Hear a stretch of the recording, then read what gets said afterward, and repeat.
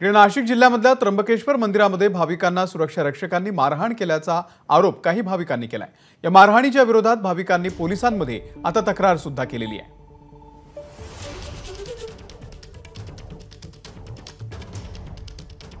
मी चारीधामला जाऊन आलेली होती, ते तिथून तीर्थ आणलं होतं। म्हटलं तिथं अभिषेकला द्यावं लागतं, तर म्हटलं दादा ही बॉटल तुझ्याकडे घे आणि तेवढी दे तू त्या गार्डकडे, म्हणजे ते मध्ये पाठवतील, आपल्याला काही देता येणार नाही बा मध्ये। तर त्याने ती बाटली म्हणे नाही म्हणे पूजा चालू आहे, घेता येणार नाही म्हणे। ठीक आहे ओके म्हणे, मग आई ही बॉटल तुझ्याकडे घे। आणि नमस्कारला खाली वाकला, तितक्यात तो म्हटला नाही चल निघ आटप लवकर। एका असा बोलतो आणि एकाने लगेच ढकललं तिकडं। अरे अंगाला हात नको लावू म्हणे।